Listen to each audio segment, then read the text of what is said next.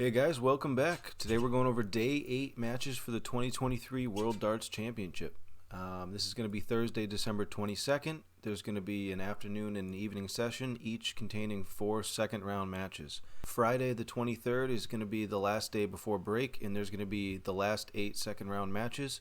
There's going to be a short break for the holiday, and we'll be back Tuesday the 27th for the beginning of the third round matches. Match number 1, we have Krzysztof RATAJSKI versus Danny Jansen. Krzysztof qualified through being in the top 32 in the world, and Jansen through the Pro Tour Order of Merit. Krzysztof made it to the quarterfinals in 2021, and this is Jansen's debut. He recently won his first round match 3-2 versus Paolo Nebreda. He averaged 83.42 in this match, 3 180s, 14 140s, and a 23 checkout percentage. Paolo's average was 82.75 in this match. I'd say that's a pretty low standard for a game. Let's see how these numbers compare to his yearly averages along with Krzysztof's. So Danny's averaging about 88 for the year, 35% checkout percentage, so he performed a little bit worse in the first round. First 9 and first 3, 96 and 94. Those aren't terrible, but they're a lot lower than Krzysztof's. Krzysztof's around a 95 with a 38% checkout percentage. Both first 9 and first 3, both above 100. Looking at the power rankings, yeah, over 170 points for the power ranking. I'm going to have to agree with Darts Oracle here, 78% chance Krzysztof wins, and I'm going to have to agree. Krzysztof's a solid player, and I think he's just going to outscore Danny and have a ton more shots at double to win this match. Got to go Krzysztof. Match number 2, Ryan Searle versus Adam Gawlas. Searle's also in the top 32. Gawlas qualified through the Pro Tour Order of Merit. Searle's made the last 16, 3 out of the 4 last years in 2019, 2021, and 2022. And this is Adam's debut year. His first round went well. He won 3-2 against Richie Burnett. He averaged 85 with 4 180s, 13 140s, and a 32% checkout percentage. Richie averaged 85 in this match, and overall it was decent, but I'd say fairly low standard for the World Championships. Let's see how these numbers compare with Adam's yearly stats and with Searle's. Looking at his yearly averages, Adam seemed to play to his capability here, but if you look at Searle's checkout percentage, 42%, along with his first 9 and first 3, both over 100. He's got that scoring power as a huge advantage. This contributes to why he's 100 points higher on the power rankings on TV. Adam was pretty inconsistent throughout the match against Richie. I think Searle's just going to take advantage of that and have an easy win, probably 3-1, 3-0. And I'm going to have to agree with Darts Oracle here, 75% chance to win, probably even higher. Match number 3, Mensur Suljovic versus Mike De Decker. Mensur's in the top 32. De Decker qualified through the Pro Tour Order of Merit. Mensur made the last 16 of the Worlds in 2011, 2016, and 2018. And De Decker made the last 64 last year. They've played 6 times, and 5 of those Mensur has won, none of those being majors. Let's look at De Decker's first round. He played Jeff Smith, the Canadian, and he ended up winning 3-1 with a 88.56 average, 8 180s, 9 140s, and a 50% checkout percentage. You look at that checkout percentage and the 8 180s, and that'll give you the reason why he beat someone that was averaging 4 points higher than him. So those are pretty good stats overall. Let's see how they compare to the yearlies. Looking at the power rankings, they're pretty much dead nuts. If anything, De Decker is slightly higher on TV and regular, but not by a lot. Look at the averages, dead nuts, 93.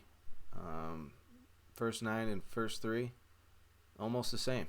The only differences you see here is the number of 180s. De Decker's hitting 180s twice as often as Mensur. Looking at Oracle's chance to win, pretty much a coin flip. Looking at the 8 180s and the 50% checkout percentage in the first round from De Decker, that is going to be my reason to pick him to win this match. All right, and the last match in the afternoon session, DUIJVENBODE versus Karel SEDLACEK. Dirk made the quarterfinals in 2021, and SEDLACEK hadn't made it past the first round in 2019 and 2021. This is the first year he made it past the first round. Let's look at those stats. He played crazy good in this match. 98.72 average, 3 180s, 15 140s, and a 60% checkout percentage. 9 out of 15 doubles he hit. Raymond Smith wasn't even playing that bad. He had a 92 average. He just ended up shooting a 22% checkout percentage. Let's see how this compares to the yearlies. Overall, Karel's at a 90 average for the year. Dirk's at a 97. 194 180s for Karel. 575 for Dirk. He's hitting them almost 3 times as often. Checkout percentage is 5% higher for Dirk. First 9 and first 3, 6 and 7 points higher. Power rankings, 140 points higher for both. I think if Carroll's playing a lot of other people other than Dirk here, he's got a good shot, and I'd be backing him with those first round stats. But you can't look at Dirk's numbers and think that he's not going to win this game. You got to put your money on Dirk. I think it's going to be 3-1 or 3-2. I don't think he's going to get shut out, but I think Dirk wins. All right, and on to the evening session. We have Gary Anderson and Madar's RAZMA. Anderson won the Worlds in 2015 and 2016, and RAZMA made the last 64 in 2021. They've played twice. RAZMA won one of those in a Players' Championship, and they actually met in 2020 in the Worlds in the second round, and Anderson took that down.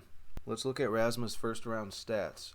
He played Prakash Jiwa, and he won 3-1. He had 1 180, 8 140s, and a 40% checkout percentage. He had an 89.3 average for that match. Prakash missed a lot of doubles to be up 2-0, and he could have easily won that match. So overall, RAZMA did not play that well. He ended up having to start shooting at triple 19s in the third set just to start scoring well again.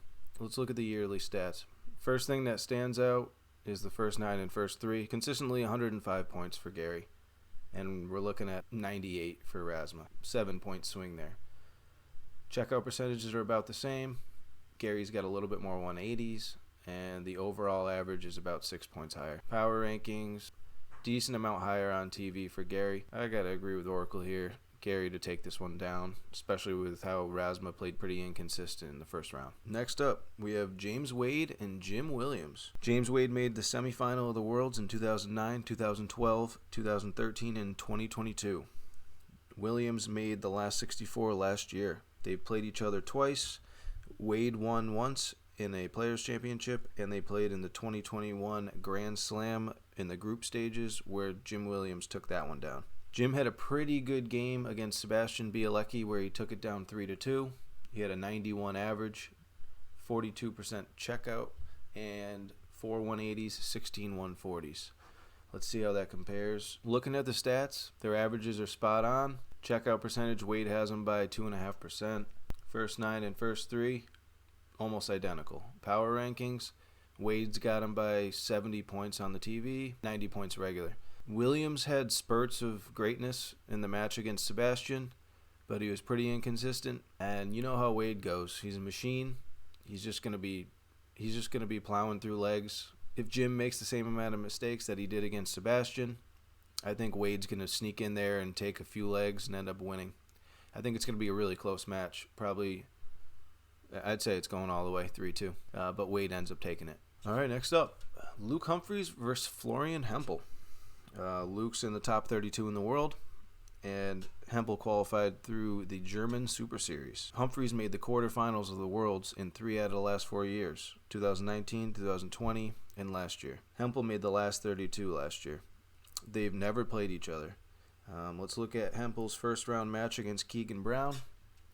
He ended up winning 3-2 with an 88 average, 43% checkout, 7 180s, and 18 140s. Those are pretty good numbers, but looking at Humphries, he's one of the top scorers. You see his power ranking above 1900. You know you're going to have a problem when you're playing someone that's in the 1900s. Averages, Luke's got him by 6 points, 180s over double, and he's in the 500s.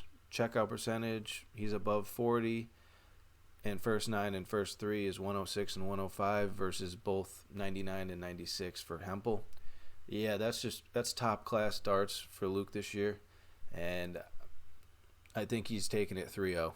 Unless Luke has a spell of missing a bunch of doubles, which is possible, I think it's an easy 3-0 for him. Worst case scenario, 3-1.